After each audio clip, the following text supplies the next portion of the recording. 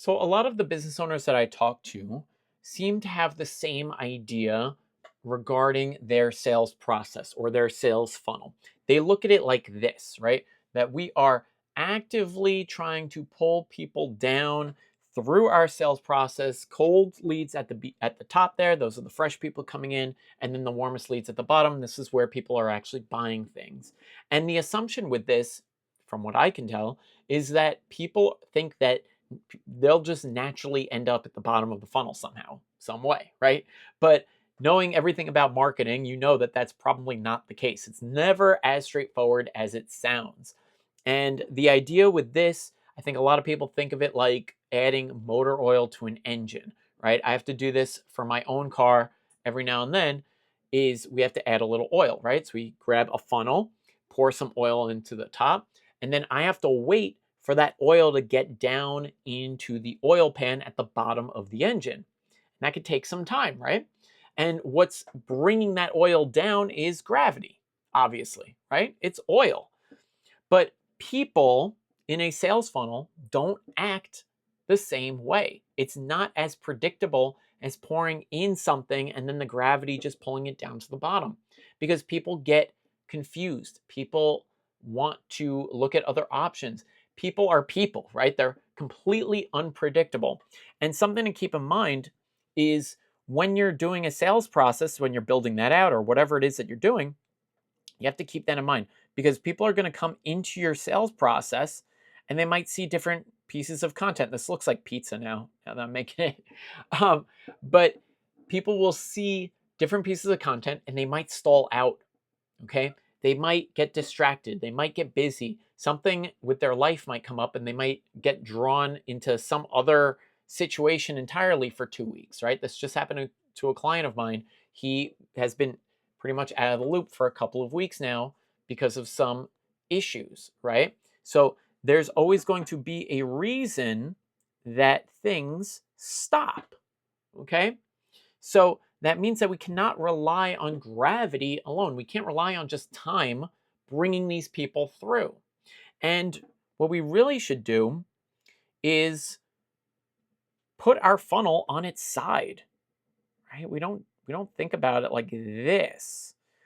And if we're feeding our funnel this way, where people are going to buy something, let's say up here, and this is the same sales process, but we're engineering our own gravity to pull people through, right? So instead of trying to force people through, trying to push things on them, people don't want to be sold to. That's a fact. I see it all the time. People are very sensitive to it, especially now people have been burned online with different course programs or whatever, mentorships that don't go anywhere. People don't want to be sold to.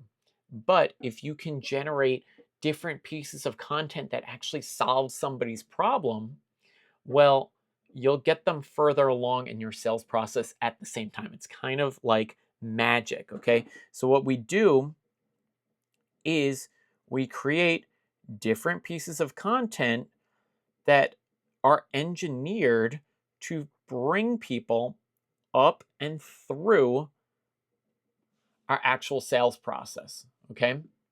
And what we do with this is throughout the whole process of creating these different clips or whatever it is, you could do posts, clips, podcast episodes, long form content, short form content. It could be a graphic, it could be a Loom video, it really doesn't matter. But the whole process of going through and actually creating these different pieces of content allows us to do several things. First of all, you get to talk to the different types of buyers that are out there because there are different reasons why somebody might move forward and actually buy your product, right? So, like if you were to go to a car wash, and sometimes at the car wash, they'll have like a menu of things that you can get, right? Like they can just clean the outside, they can clean the inside, they can do both. They can, maybe you want your wheels shined up or whatever. And people might buy one of those things just based on that one service that they need, right? Like if they have a kid or if they have a dog like me, where there's dog hair literally everywhere in the car, they might just go for the vacuuming on the inside and, while you're at it, do the whole thing, as opposed to somebody that just wants the exterior cleaned because they're very clean and they don't need that service on the inside. And what we're doing with this is we're also collecting data, and we're using that data to see what's working and what's not working, right? What resonates with our audience and what isn't really resonating with our audience. And we can do that through looking at watch time. We could do that through looking at how many comments we're getting when we ask somebody to drop a comment.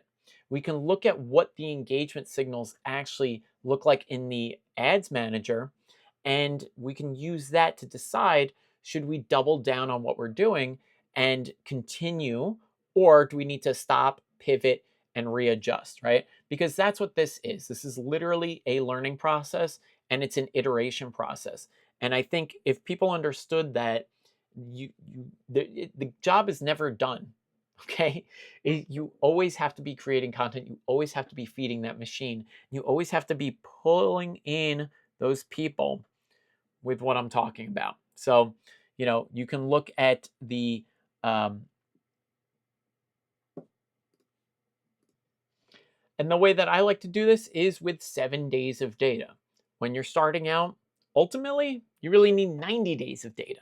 But as you're feeding that machine, I like to do 7 days at a time because it gives me a very clear window back in time to what I'm looking at. If we keep in mind the Google study, the 7-11-4 study, 7 hours of content, 11 different touch points on 4 different platforms, we can understand that it's going to take quite a lot of content, quite a lot of trust, and all these different things that we need to cover within our content to pull people through. Okay? So we really need to be prepared for a longer view of everything. And a lot of the people that I speak to think that they can just slam traffic through a traditional sales funnel and just get people to buy something. And that is a very difficult process to do. And it's also a very dangerous one as well, because if you're spending a lot of money and you're trying to, first of all, prove that your offer works, hopefully you have an offer that already converts. But if you don't, you can end up spending hundreds, if not thousands of dollars just testing and not really getting an actual conversion.